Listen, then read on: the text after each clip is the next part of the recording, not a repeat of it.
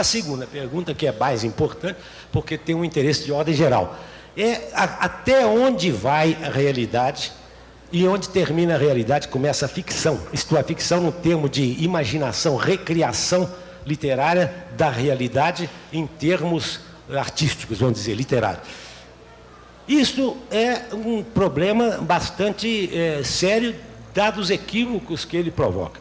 No meu caso, cada um tem lá a sua maneira de justificar a criação da sua literatura. No meu caso pessoal, evidentemente, você parte da realidade para descobrir uma verdade. Agora, essa verdade está muito além da realidade tal qual ela se apresenta aos seus olhos. Ela está lá, porque é muito simples. Eu vou te dar um exemplo rápido. Nesta novela, Martins Seco, tem dois sujeitos jogando dama, um delegado e um comissário. Então, quando ela termina, o delegado vira para o comissário e fala assim: escuta aqui, esse tabuleiro é branco com quadrados pretos ou preto com quadrados brancos?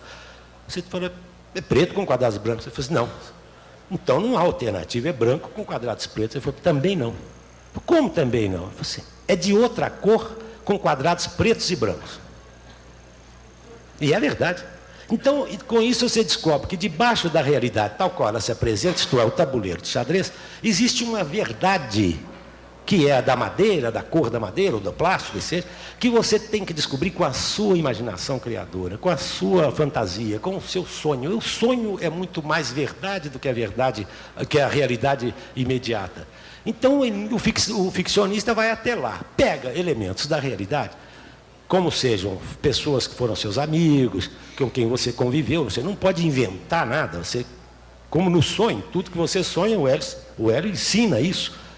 Tudo que você sonha é recolhido na sua vida cotidiana. E é arrumado de uma maneira inconsciente, subconsciente, e você solta aquilo em fantasias inteiramente descontroladas pelo consciente. Já no caso do escritor, que é quase a mesma coisa, há um controle discreto, o mais discreto possível, do consciente. Senão ele estava doido, ele ia ficar sonhando acordado. Ele elabora literariamente sobre um material colhido na realidade. Eu colhi o meu material, no caso do Encontro Marcado, um pouco deliberadamente. Daí um tipo de confusão que muito acertadamente você denunciou.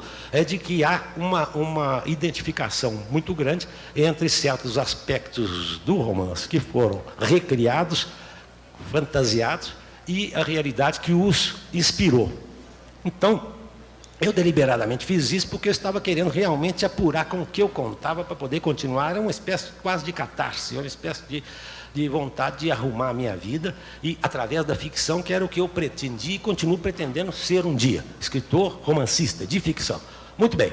Então eu catei elementos na realidade, e a realidade se apresentava em torno da minha vida familiar, minha vida afetiva, e a minha vida de companheiros, meus amigos, que um deles está aqui, e eles inspiraram muito. Chega a esse ponto que você quer, Hugo e Mauro.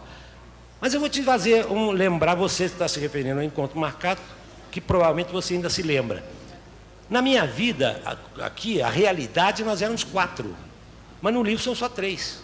Por quê? Então, porque motivos estéticos, inclusive, que são muito importantes, predominaram no sentido de que a verdade seria mais objetiva e mais transparente se eu modificasse a realidade.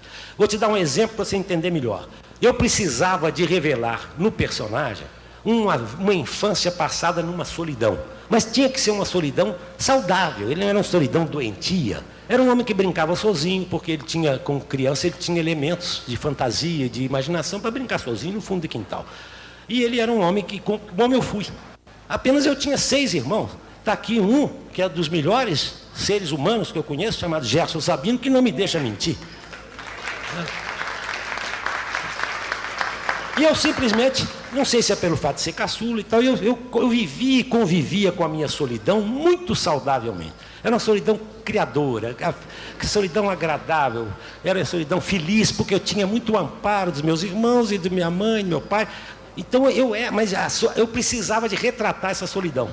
Então o que eu fiz? Eu fiz com que o personagem fosse filho único. Então estava resolvido o problema. Quer dizer, se eu botar 6 irmãos dentro do livro, não conseguiria transmitir essa solidão, que é a verdade, e que seria deformada se eu botasse 6 irmãos lá dentro. Então, Hugo e Mauro foram inspirados nesses 4 amigos, que eram eu, Hélio Pellegrino, Paulo Mendes Campos e Otto Lara Rezende, fundidos e redistribuídos em 3. No personagem principal tem muita coisa que era de um, de outro e tal.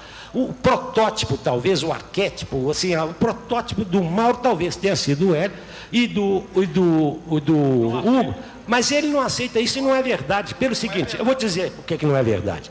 Porque a partir do momento em que eu pedi, na imaginação, no momento de começar, o auxílio das lembranças e da imagem que o Hélio me suscitava, Peraí. Nesse momento, compreende? Ele deixou de ser o Hélio. E virou um sujeito chamado Mauro Lombardi, não tinha mais nada a ver com o Hélio. E eu estava livre para seguir o destino dele, sem que tivesse nada a ver com o Hélio. E sem que o Hugo tivesse nada a ver com o Otto, ou com o Paulo, ou com quem quer que seja.